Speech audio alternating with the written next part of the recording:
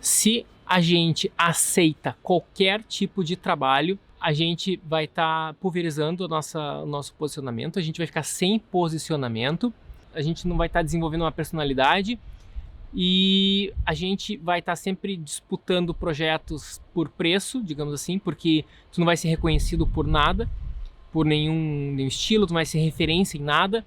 E a gente só consegue crescer na arquitetura no momento que a gente consegue se tornar uma referência em alguma coisa, em algum estilo. A gente tem que ser lembrado por uma certa característica. E se tu pega um pouco de tudo, tu não vai ser lembrado por nada. Só conheço um jeito de ter sucesso na arquitetura, que é construindo uma marca, ou seja, um nome. E para o teu nome se destacar no mercado, ele precisa estar sustentado em 3 pilares: atração, técnica e lucro. Aqui nesse podcast eu vou te mostrar onde deve estar o teu foco, porque o cliente deseja e paga mais por uma arquitetura autoral. O fato é o seguinte: aquele que vende projeto briga por preço, aquele que vende assinatura escolhe o cliente com quem quer trabalhar. Seja bem-vindo ao podcast Estratégia Arquitetura, o podcast onde você vai conhecer as estratégias para você se destacar no seu mercado. O episódio de hoje é os 7 maiores erros dos arquitetos brasileiros. Bom, em primeiro lugar, já quero dizer que eu me incluo em muitos desses erros, né? Durante toda a minha carreira, na verdade, esses erros se basearam nos maiores erros que eu cometi e também que eu vejo muitos colegas cometendo. E eu acho que nada melhor do que a gente primeiro ter consciência desses erros, para aí sim a gente começar a ter condição de melhorar, né, e aperfeiçoar. Bom, primeiro lugar, né, quero dizer o seguinte, que qual é erro? O erro é baseado em quê? Qual é o objetivo? O objetivo no sentido de crescimento profissional, né? Então, quando a gente erra, quando a gente está cometendo esses erros, a gente está prejudicando o nosso crescimento profissional. Então tá, qual é o primeiro... Até fiz uma cola aqui. Qual é o primeiro erro, né? Eu listei aqui 7 deles. E qual é o primeiro erro mais importante?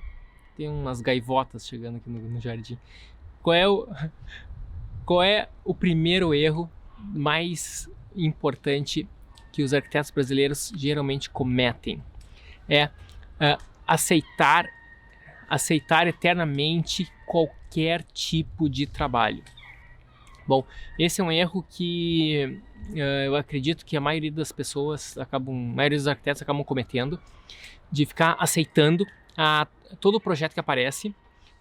Apareceu um cliente, ligou para o teu escritório, mandou um WhatsApp para ti, já querendo conversar se tu poderia ajudar ele a fazer tal projeto. E geralmente a gente tem uma tendência, né? Vamos conversar e vamos continuar conversando. E daqui a pouco tá fechando um projeto. Daqui a pouco tem outro cliente ligando, tá fechando projeto. E a gente acha que tá tudo certo, tá tudo bem. Só que se a gente não fizer um critério sobre o tipo de projeto que a gente está trabalhando, sobre o tipo de carreira que a gente está construindo, o tipo de portfólio que a gente está fazendo, o tipo o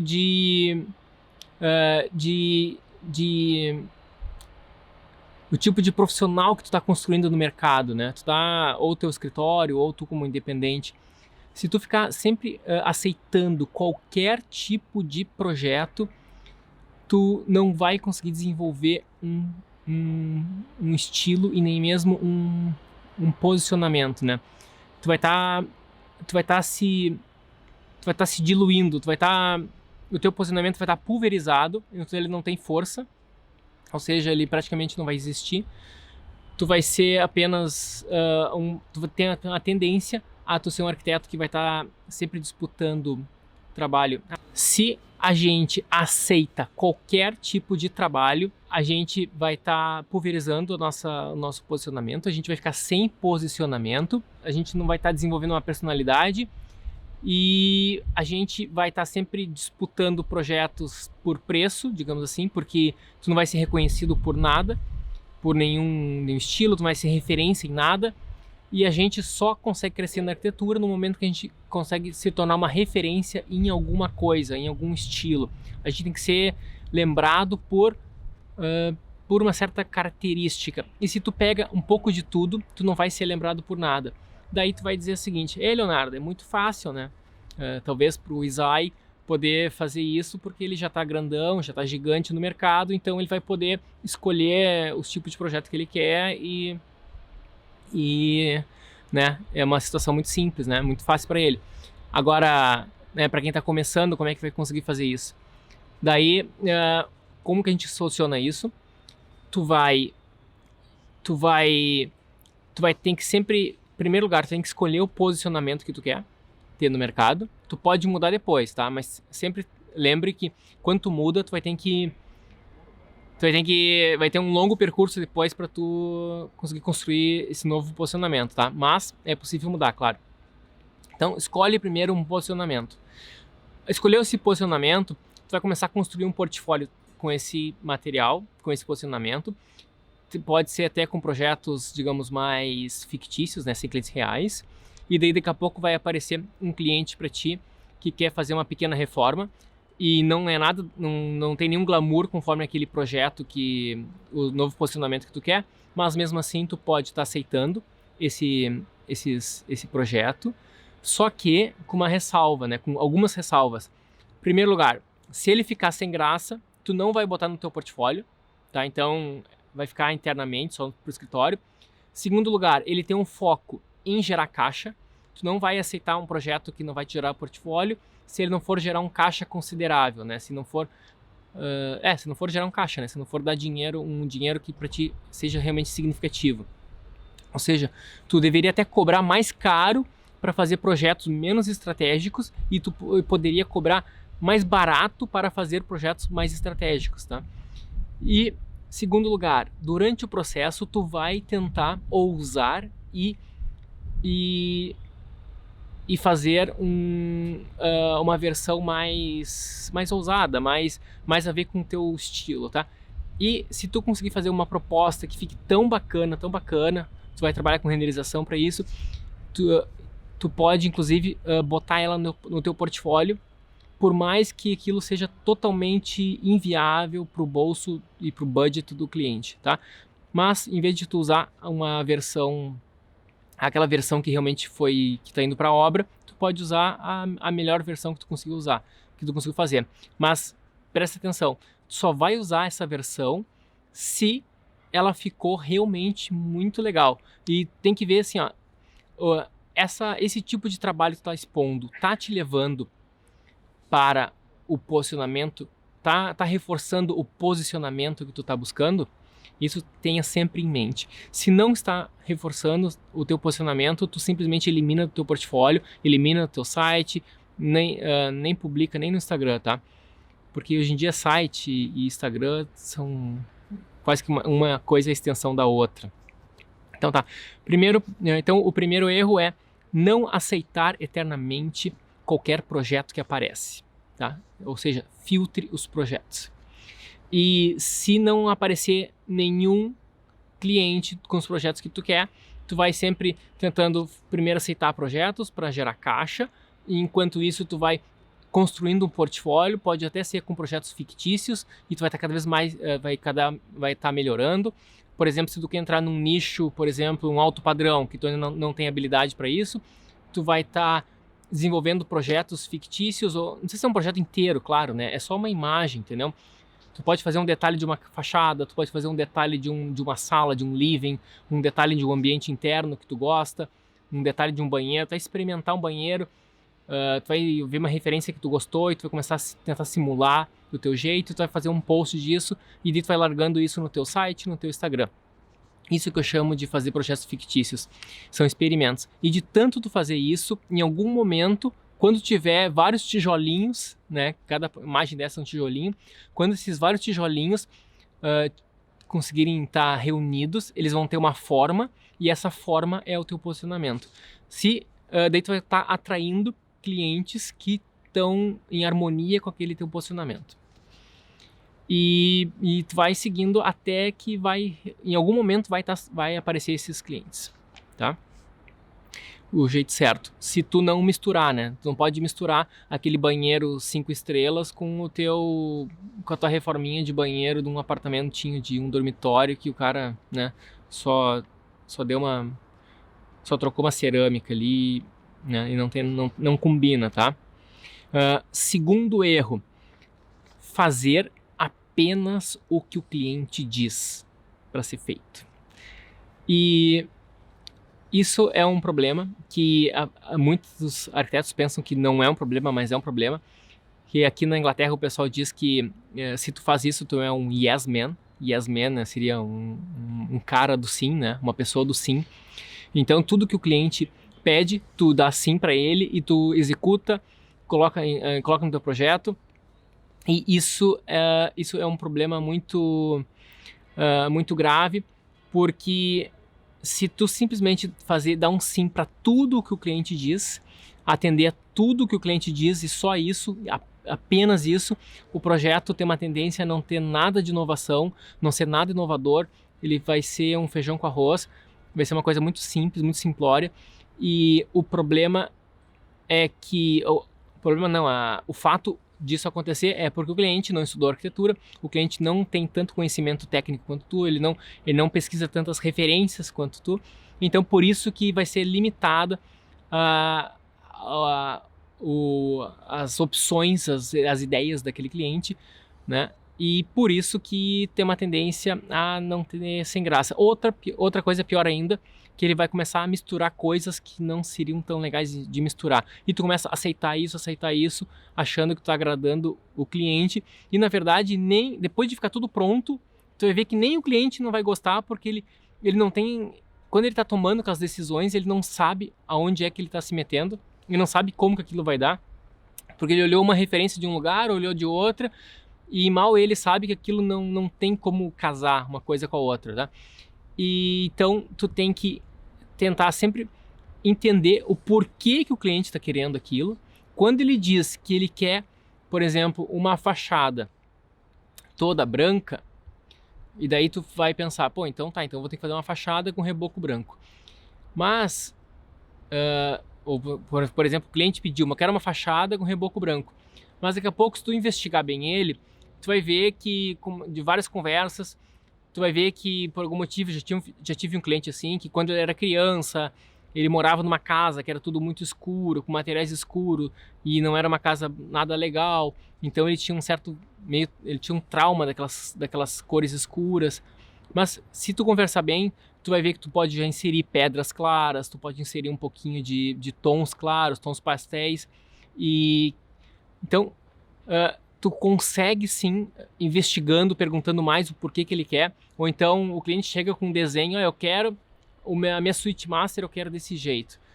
E daí, se tu simplesmente começar a atender aquilo, exatamente o que ele falou, pode ser que comece a dar uma série de complicações do projeto, e bagunça a tua fachada depois, bagunça uma série de layouts, e o projeto não vai ficar tão bacana, parece que vai ficar meio errado, né, dependendo do ponto de vista que tu tiver. E o certo é tu perguntar por que ele está querendo aquilo, tentar entender o que é que está motivando aquele desejo. Quando tu entende o porquê das coisas, daí deixa que tu propõe como é que tu vai resolver aquele que é o problema mãe, digamos assim, né? O principal problema. Então, esse segundo erro é fazer apenas o que o cliente diz. Se tu faz apenas o que o cliente diz, tu não vai estar inovando e tu corre o risco de teus projetos ficarem sem graça. Terceiro erro super comum entre os arquitetos brasileiros é principalmente, assim, eu não vou dizer que são todos, tá? Mas é a maioria, assim, principalmente aqueles mais dedicados à faculdade, eles têm esse erro muito comum. é se concentrar, focar demais na produção dos desenhos, na produção da entrega e deixar um pouco de lado a questão de relacionamentos pessoais. Bom, se a gente foca demais apenas no material que a gente tem que entregar, se foca demais nos desenhos, a gente acha que está fazendo o nosso trabalho, porque é o que está no contrato, né?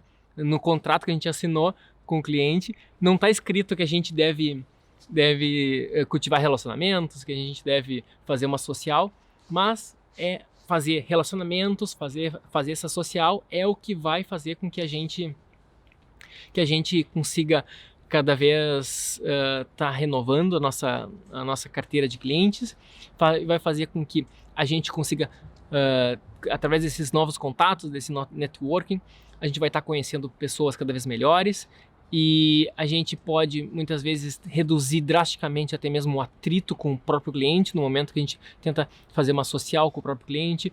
A gente de vez em quando, sei lá, inventa uma maneira de socializar, daqui a pouco manda uma mensaginha. O cara falou numa reunião que ele gosta muito ele tem um determinado hobby, e daqui a pouco tu viu uma imagem muito legal no teu Instagram que fala que tinha a ver com aquele hobby, ou então tu viu um cartaz, tu tira uma foto daquilo, manda um WhatsApp pro cliente, olha só, vi isso aqui, lembrei de ti, entendeu? Só fala isso. O cara, né, vamos supor, sei lá, tu entendeu o exemplo, né? O cara que recebeu aquilo, o cliente, ele vai adorar, porque tu lembrou dele numa situação que não é só para cobrar, entendeu? Ou porque o que é o problema? Quando o arquiteto só entra em contato com o cliente, ou é para cobrar os honorários, ou para uma parcela que ele tem que pagar, ou é para cobrar uma devolução de um projeto, que ele tem que dar um feedback que não está atrasado, porque entendeu? Então, se o arquiteto ele só interage com o cliente num momento e uma interação, digamos, negativa, uma interação que não é prazerosa para o cliente, né? Que é ou cobrando dinheiro, ou cobrando atenção, ou cobrando alguma coisa, tu não agrega pouco, né? Isso tu tende a ter uma relação mais atritosa. A gente pensa, pô, mas é justamente isso, é justamente por isso que ele me contratou, que é para ter o projeto sendo desenvolvido. Sim, é o que está no contrato, mas na vida a gente acaba descobrindo que há coisas muito mais importantes para nós do que é o que está no contrato, e entre essas coisas é o relacionamento, né? A gente tem que estar cultivando o relacionamento, e quanto mais a gente cultiva esse relacionamento, mais sucesso a gente acaba tendo e nas nossas relações, o projeto acaba fluindo melhor. E o desfecho do projeto, até tecnicamente, né, vai sugerindo uma ideia depois, ele vai lembrar que tu é uma pessoa legal e ele vai acabar aceitando mais fácil. Ao contrário, se tu é um cara, um profissional mais chato, ele tem uma tendência também a não tolerar tanta coisa contigo, tá? Então tá, esse é o terceiro erro, que é focar demais na produção do material para ser entregue e focar de menos em relacionamentos e não dar bola para construir bons relacionamentos. Se tu tá sempre construindo bons relacionamentos, tu também tá sempre pronto para estar renovando a tua carteira de clientes, porque é muito comum, né, salvo quem trabalha com B2B, quem trabalha com B2B mais ainda, né, tem que cultivar relacionamentos, porque B2B é totalmente baseado em relacionamento. Mas mesmo assim, quem não trabalha com B2B é quem tem clientes, empresas, né? Então, business to business. Mas tem um B2C, que é a maioria dos arquitetos são B2C, que eles têm um cliente privado, digamos assim, né? Tu vai fazer uma reforma para um apartamento, tu vai fazer uma casa. Então, tu vai fazer um projeto, acabou aquele projeto com ele, agora vai ter que correr atrás de outros clientes, né? Cada vez que um projeto acaba, começa tudo de novo, aquele etapa de prospecção de cliente. Então, tu precisa realmente estar sempre socializando de alguma maneira, e isso facilita a tua taxa de recomendações, tá? Mesmo que isso demore, mesmo que essa recomendação aconteça daqui a 4 anos, entendeu? Isso vai ser válido para ti. E tudo que eu tô falando nessas lives, algumas coisas tu consegue aplicar no mesmo dia, né? Tu consegue ter resultado no mesmo dia, outras coisas tu só vai ter resultado com o passar do tempo, né? Quando tu começa a aplicar. Mas né? Uma coisa que fez tu lembrar do cliente, mandar um WhatsApp para ele, te custa tão pouco, mas isso aí vai somar na tua moral e lá no futuro, né, tu vai tender a me agradecer por esse tipo de dica se tu ainda não pratica. Quarto erro bem comum entre os arquitetos brasileiros é focar demais em ferramentas técnicas, em desenhos técnicos e deixar de lado o lado emocional do projeto. Eu acho que esse é um erro que é muito cultural nas universidades, de focar demais na parte técnica, deixar de lado o emocional, porque a faculdade incentiva demais a produção de desenhos técnicos, principalmente planta baixa. São muitos e muitos estudos exaustivos de planta baixa, e daí no último mês para fechar o projeto, ou até nas últimas semanas antes da entrega do projeto, daí os professores começam a querer cobrar as fachadas, o conceito parece que já se perdeu, né? Todo aquele papo de início de projeto, de conceito, parece que agora já foi pro espaço, e daí o pessoal tá agora viabilizando tecnicamente como é que vai ser aquela fachada. E na verdade, se a gente fica demais na parte técnica, a gente está desperdiçando a oportunidade de estar investindo no emocional. E quando tu começa a estudar neuromarketing, quando tu começa a estudar comportamento humano, tu vai entender que as nossas tomadas de decisões são baseadas pelo nosso emocional. E na arquitetura a gente tem que também trabalhar dessa mesma maneira, porque as grandes indústrias já estão trabalhando com isso, e parece que a arquitetura, a grande maioria dos escritórios estão deixando isso de lado. A gente precisa estar deixando mais emocionante os nossos projetos. A gente precisa estar inserindo um storytelling nas nossas imagens. A gente precisa ter uma certa narrativa quando vai apresentar o nosso escritório. A gente tem que ter um porquê que o nosso escritório existe. A gente tem que ter um porquê que tu é arquiteto, por que tu tá querendo te posicionar de tal maneira, ou por que tu já te posiciona, né? Não é que tu já tá querendo, tu já te posiciona, por que tu gosta de trabalhar com certos tipos de clientes, por que tu gosta de trabalhar com certos tipos de projetos, por que aquele projeto que tu realmente acredita ser fantástico, então daqui a pouco tu pode produzir imagens ou fazer a fotografia também, tu vai contratar um bom fotógrafo, que um bom fotógrafo ele tem uma sensibilidade de traduzir isso, deixar muito forte nas imagens dos teus projetos, que às vezes não importa ter aquela imagem que é da edificação inteira, que nós arquitetos geralmente adoramos. Às vezes é mais importante ter cantos da imagem, tanto faz se é com renderização, com fotografia, tá? Se tu é pequeno ainda, não, se tu é pequeno não, todo mundo, né? Os grandes e os pequenos, até os escritórios gigantes também precisam da renderização. Os pequenos, eles dependem apenas da renderização, enquanto os grandes ainda têm bala na agulha, tem bastante histórico para apostar em fotos, tá? Mas mesmo assim, todo mundo precisa usar a renderização, e tu vai estar usando a renderização para estar construindo essas imagens que são elegantes. Existe muita gente que trabalha com renderização que tem apenas a obsessão por ser realista, e o realista ele não é necessariamente bom, né? Não é porque parece de verdade, porque é bom, mas tenta entender qual é a emoção que tu tá passando por trás daquilo. E muitas vezes tu pode até fazer com que a imagem, é muito comum aqui na Europa, tá?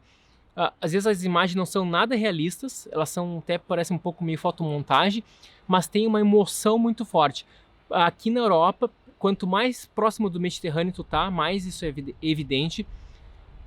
A emoção, ela é muito importante. Então, eu tive a oportunidade de trabalhar na Itália.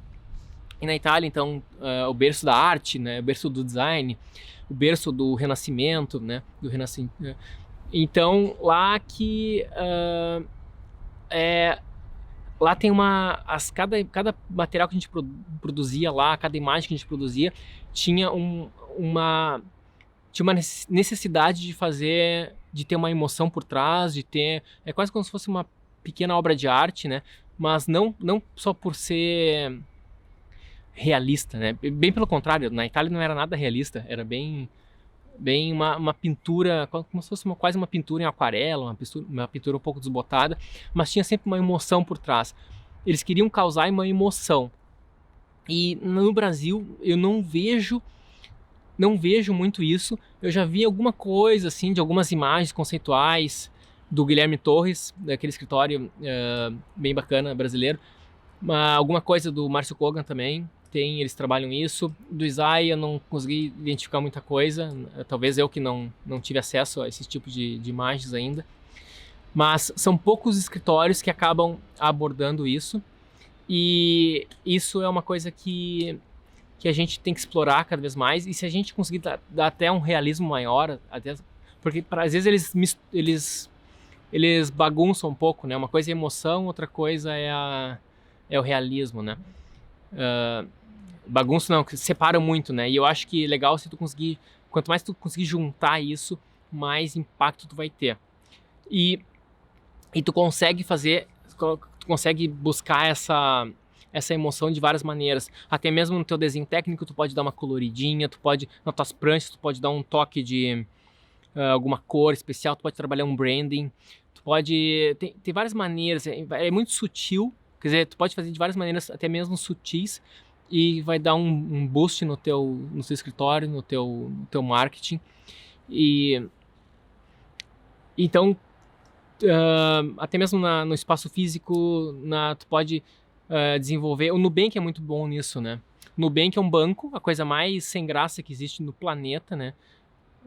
Que é ter um banco, e eles fazem, não sei se quem é cliente do Nubank aqui sabe, que todo o marketing deles, eles têm uma cor forte, eles adotaram uma cor, cada e-mail que tu recebe no Nubank tem uma pitadinha pessoal, tem um emoji na fatura do cartão, e tem uma série de detalhezinhos que tem uma emoção muito forte. Eles têm esse lado descontraído, um pouquinho de humor, é um lado extremamente amigável, porque ninguém consegue ser amigo de um banco, né? E o Nubank conseguiu quebrar isso. Então tem várias maneiras que tu pode levar isso para o teu negócio. Então a arquitetura ela é muito visual, né? Então a questão de imagens é mega importante, mas a gente pode extrapolar isso para outras questões, pela maneira que tu faz o teu portfólio, pela maneira como tu te apresenta, o teu cartão de visitas, vários pequenos detalhes, né? Do teu branding, tá? Isso é muito interessante. Outra coisa muito massa que a gente... Então, esse aqui é o erro 4, né? O erro 4 é focar demais na parte técnica e focar de menos nas estratégias emocionais.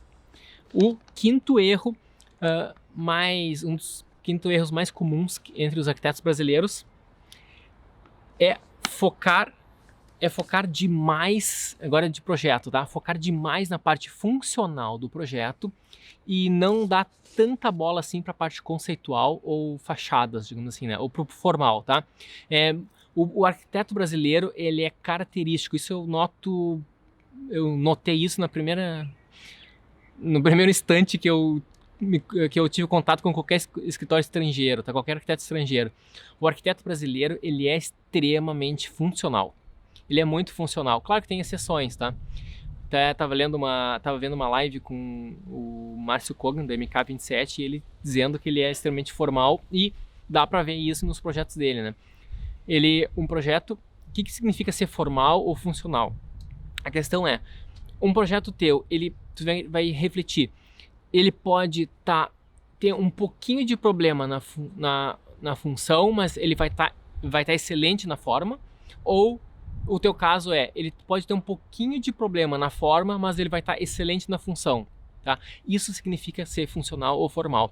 Em geral, os arquitetos brasileiros, eles preferem estar excelente na função, mesmo correndo o risco de estar um pouquinho de problema na forma. E depois da minha experiência italiana, lá na Itália, que realmente fizeram uma lavagem cerebral em mim, e eu entendi a importância da questão formal, da questão conceitual, porque é o que sai na foto. Se vocês forem olhar qualquer prédio aqui que tem aqui ao redor, ninguém está entendendo nada de como funciona a planta baixa, ninguém sabe onde é o bicicletário, onde é que é o depósito de lixo, se está bem localizado ou não. se tem algum banheiro com dimensões esquisitas ou não, mas o que vocês estão vendo é a questão conceitual. E aí vocês vão avaliar se esses prédios aqui são legais ou não. É tudo baseado na questão formal. O cliente, as pessoas normais e até mesmo os arquitetos dão bola muito mais para a questão formal. Tu vai comprar um livro, uma revista, geralmente baseado porque tu tá adorando aquelas fotos daquelas obras. Tem uma revista alemã, Detail, né? Detail, detalhe em inglês, que é uma revista só sobre desenhos técnicos. Exceto aquela revista, acho que com exceção daquela revista, todo mundo só busca o formal, né? Só busca tentar entender como é que os projetos são conceitualmente, como é que os projetos são formalmente, e o formal é o que vai fazer o teu escritório crescer. E eu acho que realmente o funcional, ele parece ser imprescindível, parece ser mega importante, mas ele, pela minha experiência, né, depois que eu foquei no meu escritório, depois que eu foquei toda a minha atenção para o formal, o meu escritório começou a ter muito mais destaque. O cliente ele dá bola pro formal.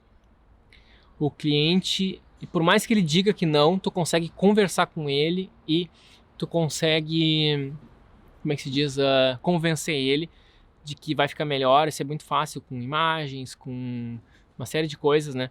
Tu vai conseguir convencer ele que a outra opção, né, que a opção mais formal é mais interessante. Exemplos para isso, por exemplo, eu já citei algumas vezes, o cliente quer uma casa de 3 quartos e mais um quarto de hóspede embaixo e mais uma salinha de TV embaixo e talvez, né, um cantinho para pro escritório, tá? E daí em cima 3 quartos, né? Então é uma suíte master e mais 2 quartos para filhos. Só que dependendo do tipo de arquitetura que tu faz, que se tu faz tipo uma arquitetura mais contemporânea, minimalista, que nem eu, a gente precisa de muito volume em cima para fazer uma caixa flutuando e pouca área embaixo para conseguir acomodar, né, para conseguir criar os balanços. Porque o tipo de arquitetura que eu faço, eu gosto muito de ter balanços. Isso é uma característica muito forte da minha arquitetura. E para eu conseguir ter balanço, eu tenho que ter mais coisa em cima do que tem embaixo, senão eu não vou ter balanço. Então, eu convenço o cliente a jogar aquele quarto de hóspede para cima, convenço o cliente, mesmo ele tendo pedido para baixo, eu convenço ele a botar para cima. Eu convenço ele a botar aquele escritório também que ele queria embaixo, eu tento botar para cima. E ainda eu convenço ele a deixar tudo da mesma dimensão, da mesma largura. Os quartos dos filhos é exatamente a mesma largura do quarto do escritório, da sala de TV, do quarto de hóspede, todos do mesmo tamanho, da mesma dimensão. Isso faz uma planta mais bonita, mas eu não estou preocupado com a planta ser bonita. Eu estou preocupado que isso tudo se reflete na fachada. Então a fachada fica muito bem modulada. Se a gente vai usar aqueles painéis sanfonados de madeira, cada painel vai ter exatamente a mesma dimensão. Quando eles estiverem abertos, aquelas sanfonas, todas elas estão exatamente do mesmo tamanho, porque eu descobri isso quando eu inventei de fazer um quarto um pouquinho mais largo que o outro, porque o cliente tinha pedido, e quando eu fui começar a desenhar os painéis, eu vi que tinha uns painéis que eram mais longos que outros quando estavam abrindo, e isso estava ficando horrível a fachada. Daí eu comecei a entender da importância da formalidade. Ninguém vê planta baixa, né? Planta baixa só se olha na hora de construir. Então, depois que está pronto, tu não vê planta baixa. Tu vê só o que teus olhos enxergam. Então, isso é importante para ter a fachada bacana, a fachada bonitona. Isso é o que interessa. Bom, a gente poderia estar fazendo uma live só abrangendo esse tipo de temas, né? Só sobre questão formal, como deixar nossos projetos mais bonitos. Se vocês têm interesse, comentem aqui embaixo. Outra coisa, então o quinto erro é focar demais no funcional e deixar de lado o formal. Esse é um erro muito comum entre os brasileiros. Isso muito vem da nossa formação acadêmica, né? E esse erro aqui, eu diria que a maioria de vocês ainda pensam nisso, né? Esse aqui é um erro de mindset, um erro de pensamento, um erro de crença. Esse aqui é o sexto erro, é pensar que os melhores arquitetos, ou os mais famosos arquitetos, são aqueles que fazem os melhores projetos. Isso é um erro, é uma coisa errada, tá? Então, não são os melhores profissionais que atingem os pontos mais altos da carreira, e sim aqueles que aprendem outras habilidades que não são somente projeto. Bom, a gente sempre nos fez, sei lá, todo o planeta nos fez acreditar, tudo fez nos acreditar que quanto mais a gente se esforçasse, quanto mais competente a gente fosse em determinada área, naturalmente a gente iria crescer. Só que não é só isso, tá? A gente precisa mais do que isso. A gente precisa investir em marketing. Além de ter um bom trabalho, a gente precisa investir em marketing, a gente precisa investir em relacionamentos. É muito comum, tu deve conhecer profissionais da tua cidade que tem escritórios que estão cheios de clientes ou parecem ter bastante cliente, que tem uma sede bacana, estão toda hora sendo lembrados, estão se tornando referências no teu mercado, e se tu for olhar o trabalho deles, eles não são tão criativos, não são tão inovadores, não tem um trabalho tão bacana assim, mas parece que estão usufruindo, desfrutando de uma fama que parece até ser injusta perto de tantos profissionais bem qualificados que tem por aí. Então, o que significa isso? Esses profissionais que mais estão se destacando nesse teu mercado são profissionais que estão prestando muita atenção em questão de posicionamento, questão de marketing e relacionamento. Se vocês forem cuidar, eles estão tentando socializar mais, aparecem umas festinhas, eles estão presentes, qualquer eventinho, eles dão uma desculpa para estar aparecendo, fazer um contato, dar um oi. Eles são bons disso que eu falei, de mandar um WhatsApp com uma coisinha bacana para todo mundo, para os clientes ou para amigos de clientes. Eles procuram investir num bom branding, numa agência que faz um branding. Eles procuram estar presente nas mídias sociais, eles estão investindo em marketing, investindo em posicionamento, em relacionamento. E isso faz com que eles nem precisem ter um trabalho tão criativo assim, nem precisem ser tão competentes assim em termos de seus projetos. Talvez eles nem detalhem tanto, talvez muitas coisas, muitos aspectos técnicos dos seus projetos podem estar sendo até negligenciados, mas mesmo assim isso não está parando eles de estar crescendo. Então algumas vezes a gente pensa, né? Muitas vezes a gente pensa, eu pensava muito isso também, que bastava a gente fazer bons projetos e naturalmente o mercado, as pessoas normais vão vão correr atrás da gente, vão nos contratar, vão saber que a gente existe, vão querer nos contratar e vão até estar dispostos a pagar mais pelo nosso trabalho. E se tu ficar encolhido, só trabalhando, só focando no teu trabalho, nas tuas entregas, tu vai ter uma tendência ao cliente não conseguir enxergar. Tu tem que traduzir que o teu trabalho é bom para um olhar de cliente, né? Para um olhar, digamos, mais leigo. E o marketing tem um papel fundamental nisso. O marketing é o poder. Então, esse sexto erro é acreditar que basta tu ser tecnicamente competente, que naturalmente tua carreira vai crescer e o teu negócio vai crescer. Não é verdade. Para tu crescer, tu vai precisar investir em marketing, posicionamento e relacionamento. Tu vai ter que construir essa marca forte, tá? Podendo até é um risco, mas tu vai ver pelo teu mercado que podendo até ser nem tão competente assim, né? Mas se tu só aplicar tudo isso, tu já vai conseguir crescer suficientemente. O sétimo erro, né? Sétimo e último erro que eu listei aqui dos maiores erros dos arquitetos brasileiros é pensar que a tua carreira e o teu negócio já estão pré-definidos e que não há muito o que fazer e não há muita oportunidade de mudança, tá? Então, a gente, por algum motivo, até sei o motivo, a gente tem lembrança dos nossos pais, dos nossos avós, que sempre acabaram construindo uma carreira em uma única profissão, num único negócio, trabalhando por anos e anos e anos na mesma coisa. E a gente parece que quando a gente entra a gente abre um negócio, a gente está numa certa carreira, a gente tem que ficar lá para sempre, tá? E hoje em dia o mundo está nos possibilitando uma série de novas oportunidades, a gente pode estar se reinventando, se renovando, e isso faz com que a gente pode estar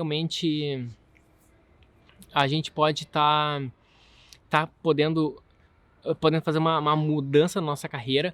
Por exemplo, eu já abri um escritório em Porto Alegre com um sócio, logo que eu me formei.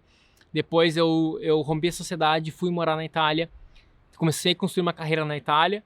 Daí eu saí da Itália, fui para a Inglaterra, comecei tudo de novo, né, uma nova vida na Inglaterra. Tava tudo certo na Inglaterra, voltei para o Brasil, abri um escritório no Brasil, que é em 2009 depois, e daí o escritório ficou 8 anos, né, eu trabalhando direto no Brasil, cheio de clientes no Brasil. O escritório estava tudo certo, mas por motivos pessoais, né, uma ambição pessoal, eu quis voltar para a Inglaterra, e voltei para a Inglaterra, então comecei a construir uma nova carreira aqui, né, mantendo de alguma forma alguma coisa no Brasil. E então isso faz com que e como é que vai ser o futuro, não sei, eu posso fazer mais mudanças, né, ainda na minha vida, né? Isso faz com que não tem idade pra gente fazer mudanças, pra gente pivotar nossa carreira. Não, a gente pode mudar de posicionamento, a gente pode pivotar, a gente pode voltar, né? Então, eu fui pra Inglaterra, eu saí. Depois eu quis voltar pra Inglaterra. Então eu tenho tanto meus clientes privados no Brasil, aqui eu trabalho junto com outros escritórios ingleses, então aqui eu faço uma parte de projetos grandes, lá eu sou o cabeça dos projetos que são de menor porte no Brasil, e tudo isso faz com que a gente pode realmente ter muitas oportunidades, a gente pode ter uma carreira em vários negócios com vários portes diferentes. Por exemplo, se tu a vida inteira teve um negócio, um escritório de arquitetura, e tu não precisa acreditar que o teu escritório vai estar sempre daquele mesmo jeito e que tu foi destinado ou destinada a ter sempre aquele mesmo tipo de clientes. Não é verdade. Tu pode fazer uma mudança, tu pode investir em conhecimento estratégico, tu pode te reposicionar e tu pode construir uma nova marca, um novo posicionamento, um novo nome na arquitetura, e daí tu pode estar mudando ou direcionando o teu business ou a tua carreira para onde é que tu achar mais interessante, tá? Para isso tu precisa investir em conhecimento e investir em estratégia. E até por isso que o nome de toda essa maratona que eu tô fazendo aqui é Maratona Estratégia e Arquitetura. E realmente, então, né, eu sei que é muito bonito a gente ficar falando, né? Mude, não tá feliz, mude, tu quer experimentar alguma coisa, vai lá, vai em frente, mude, né? Só que é muito diferente quando alguém tá só falando do que quando alguém que tá fazendo tá falando, né? Então, só tô falando aqui o que eu faço, né? Então, eu não tô dando aquele discurso motivacional que seria sem sentido, assim, que é só porque eu li uma frase e tô repetindo, mas sim eu tô falando do que eu tô fazendo, né? Então, se eu quero, por algum motivo, e se eu quisesse me mudar para um outro lugar, eu ia dar um jeito e iria para lá, entendeu? Se eu quero, por exemplo, se eu quiser trabalhar com um nicho corporativo, o qual eu não trabalho no Brasil, por exemplo, eu ia dar um jeito, se eu quisesse isso, né? Eu ia dar um jeito e construir todo um material, montar uma estratégia para entrar nesse nicho. As coisas são imediatamente que acontecem? Não são. É fácil? Também não. Mas no momento que depois que tu consegue vencer toda aquela barreira aquele certo sacrifício e tu chega lá, tu olha para trás, tu vê que valeu muito a pena, tá? Então essa é uma mensagem que eu quero dar para vocês, assim, que eu quero que vocês reflitam se tem alguma coisa da carreira de vocês, do tipo de cliente, o quanto vocês estão ganhando, o tipo de imagem, o tipo de carreira, o negócio que vocês estão projetando para o futuro de vocês. Se vocês não estão satisfeitos com isso, vale a pena a gente pegar e dar uma repensada e montar uma nova estratégia, uma nova mudança para a gente seguir. É exatamente o que os coaching fazem, né, com as vidas das pessoas. A gente pode fazer isso com a nossa carreira e com o nosso negócio. E na arquitetura não é diferente. Só porque a gente vê aqueles velhos arquitetos, né, da nossa cidade, da nossa região, que sempre fizeram do mesmo jeito. Então, se eu não me engano, tinha uma... Eu não sei se é a esposa do Rui Otaki, né, daquele mega famoso arquiteto paulista. Se eu não me engano, ela começou a pintar, ou começou a trabalhar com artes visuais depois dos 50 anos, né? E hoje é uma mega artista, super consagrada internacionalmente. Então a gente pode mudar, a gente pode fazer coisas a qualquer momento, e hoje em dia a gente está num mundo em que a própria sociedade até espera isso da gente, né? Isso que é uma coisa legal de a gente refletir. Antigamente, eu acho que a sociedade esperava que a gente fosse constante, né? Estável. Hoje em dia, eu acho que as pessoas são mais admiradas aquelas que mais estão se reinventando. E acho que isso que é uma coisa bacana a gente tá pensando. Deixa eu só dar uma olhada se tem alguma pergunta por aqui. Se você tem alguma pergunta, mandem para cá, que eu já estou me encaminhando para o encerramento. Eu sempre me perco se eu vou ver alguma pergunta aqui. Ó, aqui, ó, não cobrar a renderização. Eu não sei.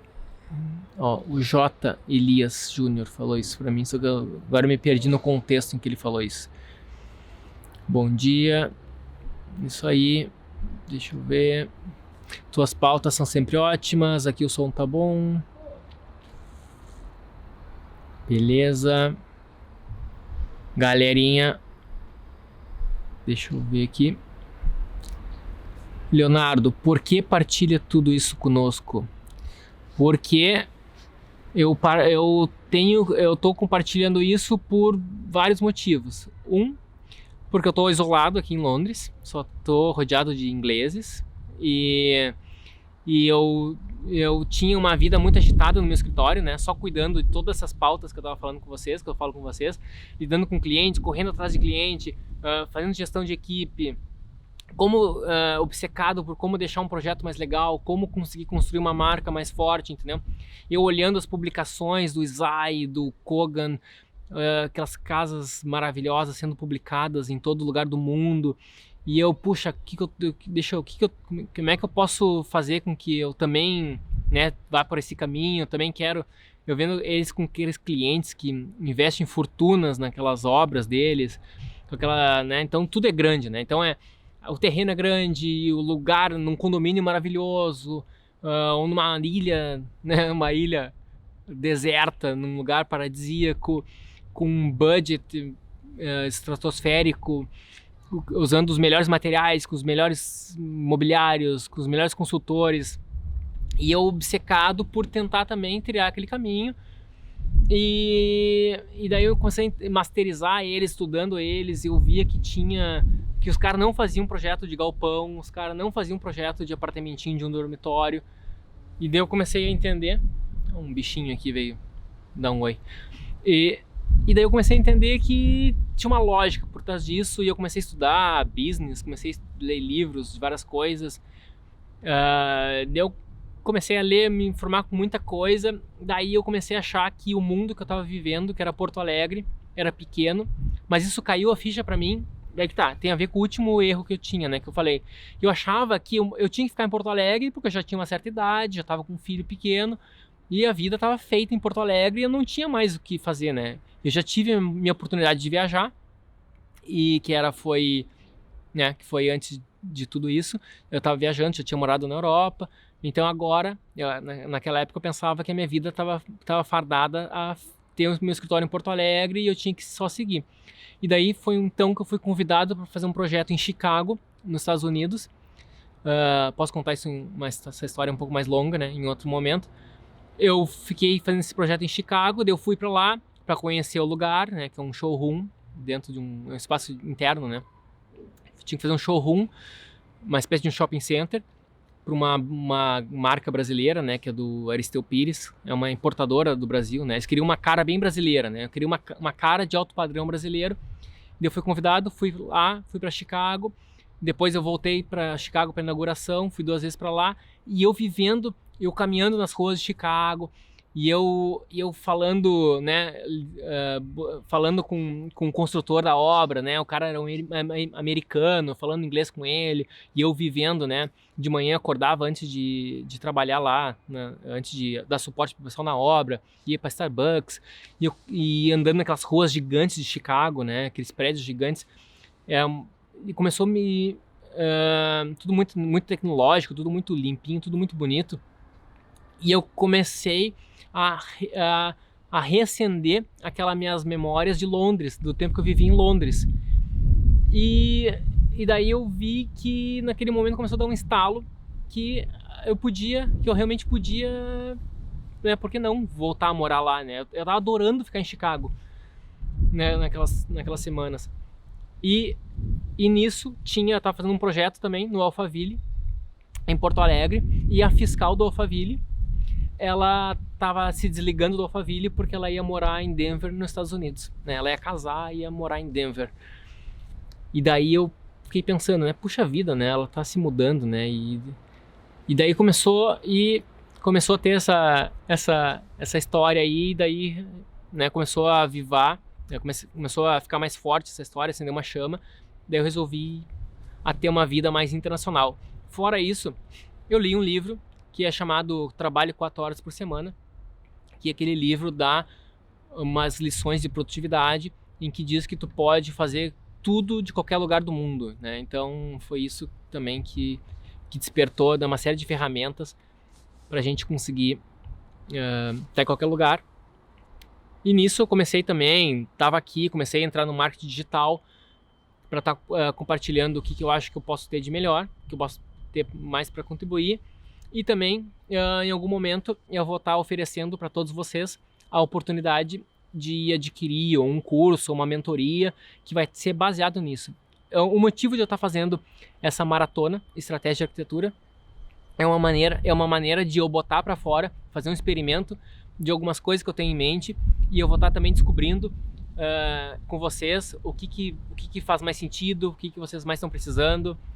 E em algum momento eu vou estar elaborando ou um curso ou alguma coisa, né? E eu vou estar oferecendo para vocês, vou estar vendendo para vocês. Alguns de vocês vão querer entrar para esse pacote, digamos, pago, que é um pacote vai ser muito mais aprofundado tudo isso. Outros vão querer só continuar só com conteúdo gratuito e tá tudo certo, né? E a gente vai continuar todos amigos. Então isso aqui, né, é embrionário, tá? Eu tô fazendo tudo isso para, digamos, para amadurecer todas essas ideias, tá? Mas em breve alguma coisa vai estar surgindo. Como você ingressou no mundo da renderização fora do Brasil? Quando terá algum curso para nós? É isso aí que eu tô falando, exatamente. Quando a renderização fora do Brasil, aconteceu por acaso, porque eu sempre trabalhei com Max. Só que eu nunca dava bola pro Max. Eu achava que Max não era arquitetura. Eu achava que Max era uma ferramenta, como é que se diz, lado B, lado C da arquitetura, né? Era menos importante que Photoshop, eu achava. Daí quando eu cheguei, eu comecei a olhar para trás, eu vi que cada vez que eu chegava na Itália, quando eu fui a primeira vez na Itália, eles valorizaram muito a minha habilidade de Max. Depois eu fui para Inglaterra, eles valorizaram muito a minha habilidade de Max. Depois de ter vindo a segunda vez para Inglaterra, que foi em 2007 que eu cheguei aqui, 2017 que eu cheguei aqui, eles olhando o meu portfólio, eu com uma série de casas de milionários no Brasil, um portfólio muito massa no Brasil, que eu realmente gosto do meu portfólio até lá. E eles não deram muita importância para aquilo. Eu sentia que eles não davam importância. Eu até entendo por quê. Porque aquela arquitetura não se aplica para cá. E aqui Aquilo é uma arquitetura para atrair cliente, né? Não é uma arquitetura, não é um portfólio para atrair, trabalhar com grandes empresas aqui. E daí eu comecei então a trabalhar, eu até ajustei meu portfólio, direcionei muito mais ele para trabalhar com business. Aqui comecei a revivar tudo que eu já tinha trabalhado com grandes empresas aqui. Se vocês forem olhar, meu portfólio eu deixei pinado no Instagram. Quando acabar a live, vocês vão pro Instagram ali, vão dar uma pinada ali, tem ali CV, né, currículo e portfólio. Vocês podem dar uma espiada no meu portfólio de 2017, que é um portfólio muito focado para mercado internacional aquele. E ali eu vi que o pessoal começou a babar pela minha habilidade de renderização, e isso que nem era grande coisa. E daí eu fui convidado para criar um departamento de renderização dentro do escritório de arquitetura aqui em Londres. E esse escritório, eles usavam na época só Mac, não tinha nenhum PC na época, era só Mac no escritório, e ninguém sabia nada de renderização. E daí eu então construí do zero um departamento de renderização. Especifiquei máquinas para comprar, criei toda uma biblioteca, criei um sistema de renderização, fui o primeiro cara a usar o Windows dentro da empresa. E daí o departamento começou a crescer, a gente começou a contratar pessoas para trabalhar, para estar compondo esse departamento. Então veio arquitetos alemãs, depois veio até um conhecido meu brasileiro, depois veio uma jovem arquiteta de Singapura, e eu coordenando e liderando tudo isso, né? Então, depois eu fui lá, eu acabei vendo que tem um mercado muito bom aqui no Reino Unido para isso, que é trabalhar com renderização. As imagens eu consigo vender uma pequena fortuna cada imagem, e com arquitetura é diferente. Eu não consigo vender um projeto de arquitetura aqui. Eu consigo, né? Só que eu não achei tão... Achei que ia ser um trabalho bem maior para mim. E renderização é tão fácil de fazer. Eu abri uma empresa de renderização e eu ofereço meu serviço de renderização para empresas aqui. Eu trabalho de várias maneiras, né? Digamos assim, a renderização é muito... Ela me dá a liberdade de poder ganhar dinheiro e me dá muito tempo livre. É por isso que eu trabalho com renderização aqui no exterior. Né? Me dá dinheiro e tempo. Daí eu fico fazendo live pro pessoal, tá? Isso aqui e fazendo cursos. Deixa eu ver as perguntinhas aqui. Obrigada. Quando terá algum curso para nós? Em breve. Daqui a pouco eu vou lançar o Render Revolution, que é um curso só sobre renderização. E daí logo depois eu quero já fazer uma proposta para vocês de algo um pouco mais focado para outras necessidades que vocês podem estar tendo. Sim, compreendo. Trabalho há 20 anos e muito do que se refere aqui é exatamente assim. Pelo menos em Portugal, o panorama corresponde bastante ao que se refere. É isso aí. Então, há quanto tempo eu trabalho que eu tenho que dirigir um escritório de arquitetura? Eu abri meu escritório de arquitetura, meu primeiro escritório foi em 2003. Antes de me formar, eu me formei em 2004. Então eu comecei a abrir, eu abri ele antes de me formar, já tinha um escritório de arquitetura, já tinha clientes, já estava fazendo prédios, e eu não tinha nem CREA na época, né, eu fui isso antes do CAL. E daí quando eu me formei, que eu consegui o CREA, daí sim que eu fui assinar o projeto. Foi assim que aconteceu. E eu fazia tudo errado na época, né? De tanto fazer errado, de tanto repetir, e modelando, eu comecei a ter ídolos, né, de arquitetura. Eu comecei a focar no que aqueles ídolos faziam. Isso é uma coisa interessante. Se tu começa a ter muitos ídolos e tu foca um pouquinho em cada um, é difícil tu enxergar qual é a pista que estão deixando, né? Porque cada um vai com um posicionamento diferente. Agora, se tu tenta estudar pelo menos um a fundo, tu tem uma chance de entender melhor. Olha só, a Melissa já leu esse livro e me despertou também. É isso aí, Melissa. O livro é muito legal. Eu trabalho 4 horas por semana e precisa de ousadia para aplicar tudo aquilo. Eu não aplico tudo, mas algumas coisas sim. Muitas coisas eu já apliquei. Vale a pena fazer uma live só sobre esse livro e como aplicar isso no mundo da arquitetura. É uma super live.